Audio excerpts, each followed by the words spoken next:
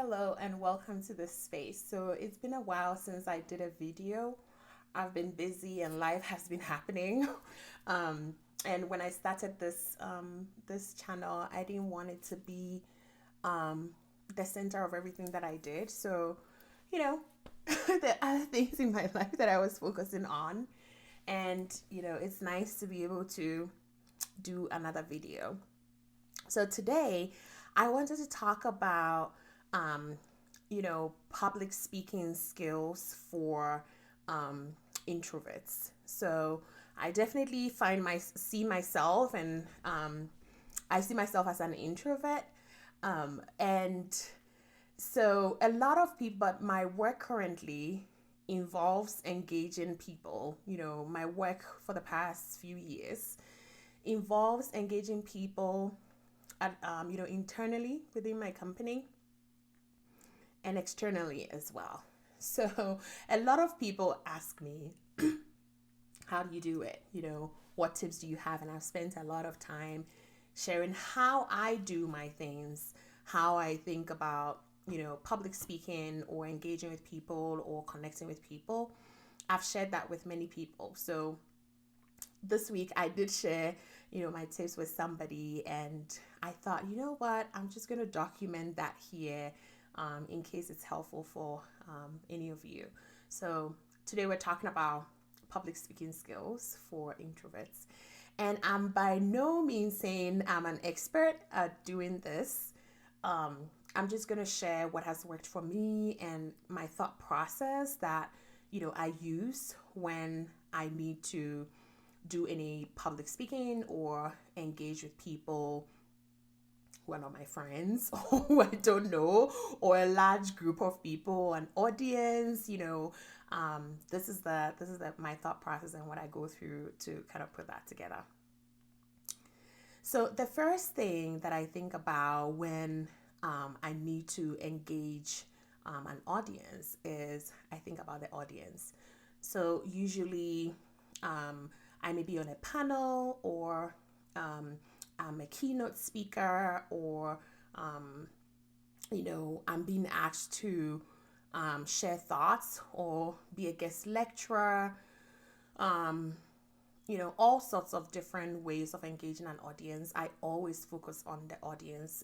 That's my number one rule. It's not about me.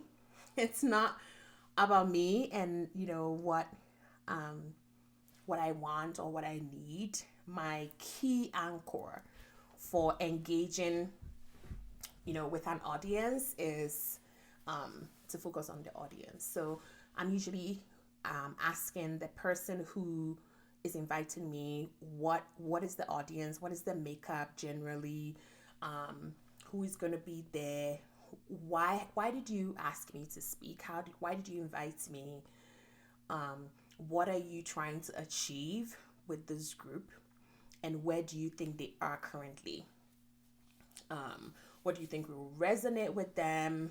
So usually I'm asking the individual who is inviting me these questions. When I cannot ask the individual, I will, do some research. The minimum information would be who is going to be in the audience. Is it students? Is it, mid-career professionals? Is it women only, or is it men and women? Who really is it? Senior leaders? Is it, employees? Who is really going to be in this audience? So that is a really key point, and I found that when I anchor to the audience, it immediately does not become about me. It becomes about how I can enable their learning, how I can enable their journey, how I can be there and be a facilitator. So that's the first thing. Once I've figured out what the audience is, and what they need, I go into the content. What is the content that is going to enable the audience to get to the place where they need to be? So this is where I'm thinking about, it's almost like you're going to do a training. You've done a training needs analysis, and now you're figuring out what is going to be able to help people to get to where you need them to be. So the content would be the material itself. the richness of what is actually needed, the technicalities, and the I would say that the is the content is the content it's the content it's what is going to enable the audience together. So that's the second thing I think about, the content. And then the next thing I think about is what is the best channel to that will catapult this content to enable the audience to actually arrive where they need to be, right? So, what is the best channel? Am I going to use personal stories? Am I going to use data? Am I going to use, facts? Am I going to use a case study? Am I going to use a joke? Am I going to use an analogy? What is the best way? And what I've come to learn is that PowerPoint is not the best way. I've tried that many times, and I've come to realize that connection is the best way. So I try to focus the channel on the channel that will help me to make the best connection, either between myself and the audience, or that will enable the audience to make a connection to what I'm trying to, the message that I'm trying to pass on. So that is a really important part. What is the best channel that I can use? I mean, even if I land on PowerPoint, I'll go deeper and say, what is the best channel for even a specific slide, right? Is it a picture? Is it a table? Is it a is it a pie chart?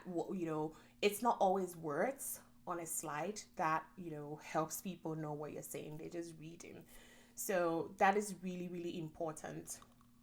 I think about what would enable true learning, what would enable connection, what would enable the audience to learn or to get the message. So what is the best channel? I don't do channel before content, because you really want to think about the meat of what you're going to say and the information before you think about how do I now put the information in a way that will create connection, that will create learning, that will enable a journey and enable people to hear.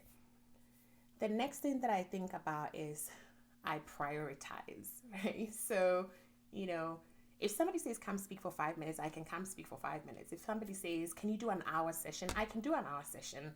Do a half day, I can do a half day. That is where I start thinking about how much time do I have and how much content can like a grown adult or, somebody in the audience take. I know that I cannot take too much content at a time. If you are trying to connect with me, you cannot share 25 data points with me and expect me to connect, because it's my brain that is going to do the work. I'm immediately going to go into, I'm thinking about the information, and it's, so if I really want to go to the heart and be able to make a connection, I'm not going to bombard people with 15,000 data points, right? So I prioritize. So even though I have my content, I have the channel excuse me, I have a channel, I prioritize. How much time do I have? What would enable? Is this time for maybe, definitely using Simon Lancaster's Power of Three, thinking about just 3 things that I can pass along that I know people will remember? Or is it just focusing on one thing that, I want to zone in on? Or is it just focusing on practice? Is it focusing on an experience, creating an experience? If I had to choose one thing, that is important, that I needed to prioritize, what is that thing going to be? And so that is how I think about it here. Or, the timing, what would that be? And then lastly, the other thing I forgot to mention, when I'm prioritizing, I'm also thinking about the content and the channel, right? So the content, I have a ton of content, and I can also prioritize the content, or I can prioritize the channel and say, okay, I could use stories, I could use a joke, I could do PowerPoint, I could do an activity, I could do so many things what is the one thing that is going to really be meaningful and helpful? And so I will prioritize that. And then my last thing is one of my favorites, call to action, right? There's no point in spending my time to prep and do all this work and not have a call to action. I don't usually call it a call to action, but I will have something that I want the audience to do. As you leave here today, I need you to reflect on it. As you do this, I need you to speak to one person. And I love to make my call to action very simple. I want people to feel like, I can do that. That's easy. I can do that. And I don't have many call to actions. I usually will have just one call to action so that it's really clear at the end of my story that this is what I need you to do. So this is my process. And I think even as an introvert, if you can use this process and keep practicing, you find your own flow and you get better at, public speaking or connecting with other people. So these are the 5 points. I think about the audience and what they need, number 1. Number 2, I think about the content, the information itself that needs to be shared. And then I think about the channel. What's the best channel to enable learning, connection, to achieve that objective? Then I prioritize. I prioritize the content. I prioritize the channel. I prioritize, what is the most important thing here? And then lastly, a call to action. You don't want to just talk to an audience and just, wow them and just let them go away feeling wowed, right? You want them to use that feeling to do something different. So these are my 5 key tips for public speaking for introverts. I'd love to hear your thoughts in the comments. In terms of what has worked for you, and some of the things that you have learned or what you really liked about what I said, and definitely share in the comments if you practice any of these things. Thanks for joining this space.